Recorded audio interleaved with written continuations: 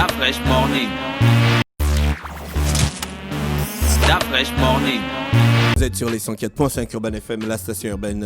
René Ruton parle de quoi ce matin? Dans la rubrique culture, on parle du pouvoir politique et la chefferie chez les Akélé, donc tiré de la maîtrise de Jenny Divagou Ibrahim Koumba sur le veuvage de l'épouse d'un maître initié, mère de jumeaux, dans la société Akélé du Moyen-Ogooué. Pour la situation géographique, on retrouve les Akélé un peu partout, mais le plus le long du cours de l'Angounié, de l'Ogooué, dans la région des lacs sur le Moyen-Ogooué, près de l'Ambaréné. Donc le mot Akélé vient de l'expression Ongumba Keye, qui signifie ceux d'en bas ou ceux de l'aval. Par défaut d'outils techniques de localisation, les ancêtres se référaient au cours d'eau et aussi à la position du soleil pour se situer dans le temps et dans l'espace, d'où le mot Akélé. Pour le pouvoir politique, la société Akélé est une société assez organisée parce qu'elle s'appuie sur un pouvoir politique qui est centré sur une chefferie qui gravite autour d'une hiérarchisation. Dans cette société-là, la chefferie a une importance capitale parce qu'elle régule toutes les instances de la société.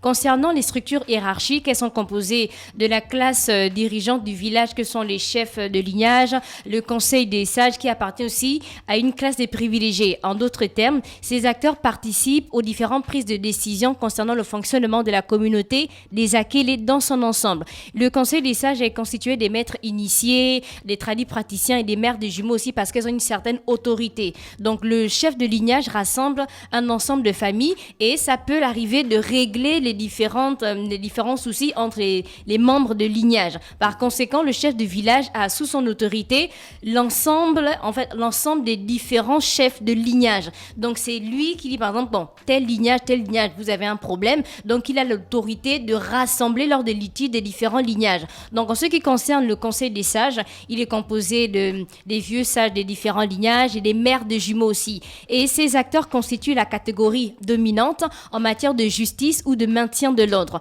Le conseil des sages doit aussi jouer un rôle de régulateur de la société des Akélé puisqu'il fait montre d'une certaine vertu. Pour rendre publique une décision, le chef du village, le chef de clan ou de lignage, les maîtres initiés doivent être en accord avec les autres. Donc ils sont parmi les garants des décisions qui doivent être, entérinées par le reste de la société.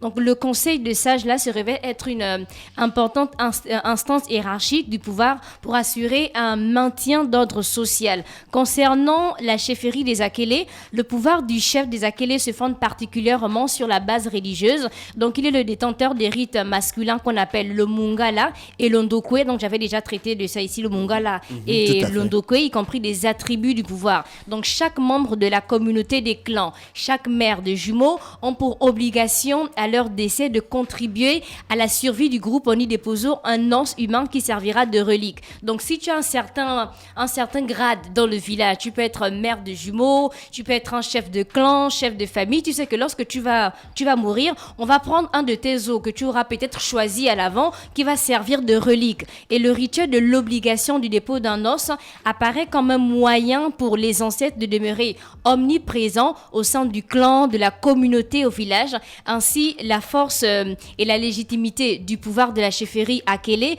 repose sur le fait qu'il soit généralement le médiateur entre les vivants et l'au-delà. Et cela se manifeste par la capacité qu'il a de pouvoir apaiser la colère des ancêtres, de pouvoir entrer en contact avec eux et implorer, leur secours en cas de besoin. On remarque bien que dans les villages, lorsqu'on va par exemple à la chasse, lorsqu'on va à la pêche avec beaucoup de personnes, ou encore il y a certaines maladies, il y a certains cas, on a les anciens du village, on a les sages qui font par exemple certaines pratiques, donc pour parler avec les ancêtres. Donc là, il y a une certaine hiérarchie dans la société des Akélé. Donc tu as la population, tu as le pouvoir politique, tu as le conseil des sages, le lignage aussi, et ensuite tu as une certaine hiérarchisation qui permet de réguler la population des Akélé. Et c'était tout pour aujourd'hui. Donc le pouvoir politique et la chefferie chez les Akélé que l'on...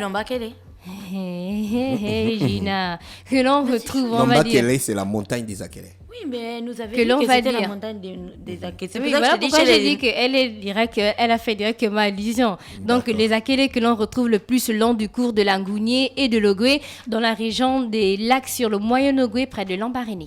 Merci René Ruth qui est avec nous ce matin sur les 104.5. René Ruth, tu bouges pas, tu restes avec nous, le temps pour nous de recevoir Yael Yankari dans notre émission.